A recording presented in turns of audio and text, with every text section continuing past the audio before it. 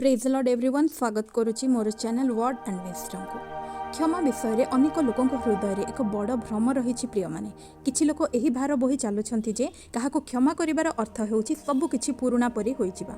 जदि आपण सत्तरे वेदना को छाड़ी दे अछंती तेबे आपनको पुणी सेही संपर्क रे फेरिबाको पड़िबो, सेही जागा को फेरिबाको पड़िबो एवं एमिति आरंभ करिबाको पड़िबो जेपरि किछि घटि नथिला।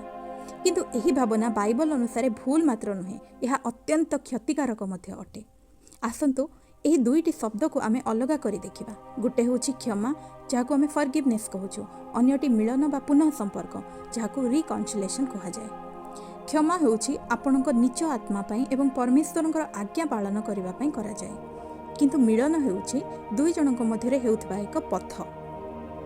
क्षमा केवल आपण और परमेश्वरंक मध्यरे होई पारे, किंतु मिलन सेतेबेले हेई पारे जेतेबेले दुई जन व्यक्ति सत्य पश्चाताप और पुनःस्थापन दिगरे आगको बढ़िबे। माथ्यू 6:14-15 रे यीशु कहिसंती, जदि लोकंक अपराध क्षमा करिवो तुम स्वर्गीय पिता मध्य तुमको क्षमा करिवे, किंतु जदि तुमे क्षमा न कर तेबे पिता मध्य तुमको क्षमा करिवे नाही। क्षमा ख्रिस्टियन जीवनर एक विकल्प नुहे, यह एक आज्ञा अटे प्रिय माने। यह सबुबले सहज लगे नहीं, किंतु यह आपणको सेई लोक परि हेबारु रक्षा करे जे आपणको आघात देइछि। यह आत्मिक चिकित्सार प्रथम पदक्षेप। क्षमा अपराधी पई उपहार नुहे, यह आपणको आत्मा पई उपहार। यह बंधनर द्वार खोलिबा, अन्य पई नुहे निज पई।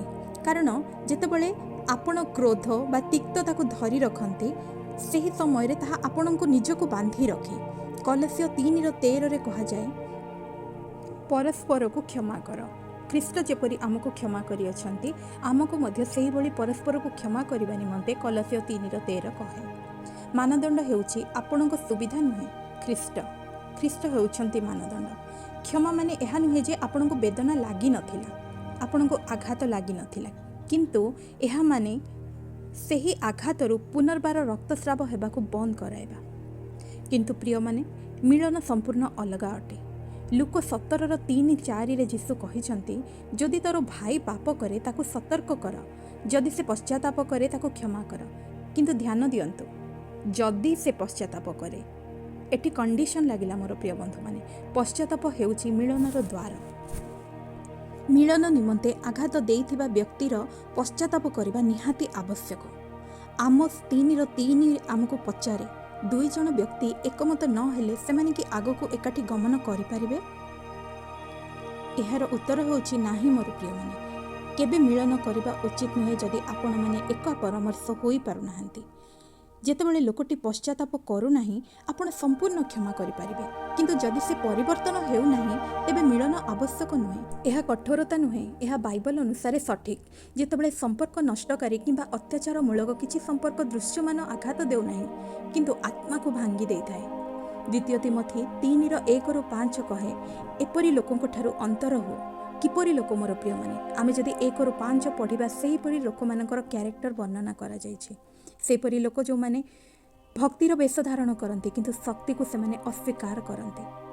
परमेश्वर केबे मध्य आपनको दुखरे बंचिबा को कहि नाहंती मोर प्रिय माने। आपनको शांति को सुरक्षा करिबा कदापि भूल नुहे। केबे केबे आपण सबु करिसंती, क्षमा प्रार्थना अपेक्षा, तथापि मनरु एक स्वर आसे, एबे जिबार समय। प्रेरित 15:36-41 जदि आमे पढ़िबा, सेठारे पाउल एवं बर्नबाक मध्यरे मार्कों को नहीं एक घोर विवाद घटी। बर्नबा मार्कों को सेवा कार्य निमंते नेबाकू चाहूले, किंतु पाउल मार्कोंकर किछि त्रुटि जोगु तांको सेवा कार्य न नेबा पई चाहूले। आ सेही समय रे सेमानक मध्यरे जो घोर विवाद घटिला, सेमानकर पथ को सेमाने अलगा कर देथिले। आ सेमानक मध्यरे तिक्तता नथिला, कारण केबे केबे परमेश्वर भिन्न दिग को नहीं जानते। उपदेशक 3:1 कहे, प्रत्येक कथार एक समय अच्छी, प्रत्येक विषयर एक समय अच्छी। केबे आलिंगन करिवार समय एवं केबे दूर हेबार समय। क्षमा सबुबेले आवश्यक मोर प्रिय माने, किंतु मिलन सबुबेले आवश्यक नुहे। आपण काहाको हृदयरु क्षमा करि पारिबे एवं तथापि ताहाको कहि पारिबे, मु तुमको भल पाए, किंतु मो शांति को नष्ट करिबा को मु अनुमति देबी नाही।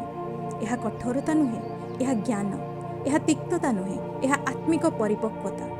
मने रखंतु प्रिय माने, प्रत्येक सुस्थ हृदय पुणी फेरी आसे नहीं, पुनर्बार पूर्वपरी अवस्था को आसी न थाए, किंतु हृदय आग को बढ़िबा पई सुस्थ करा जाए। शांतिदाता परमेश्वर आमको कौन व्यक्ति बिना मध्य शांति देता प्रिय बंधु मैंने कारण आमर शांतिर उत्सव होती से परमेश्वर। आशा करे आपण को वीडियोटी निहाती भल लगी जदि भल लगी कमेंट करेंगे लाइक करेंगे और सब्सक्राइब करेंगे और से भाई भौणी मानू ये वीडियोटी शेयर करेंगे जो मैंने आज क्षमा को नहीं कन्फ्यूजन रे अच्छा। Praise the Lord. प्रभु आम समस्त को आशीर्वाद करें।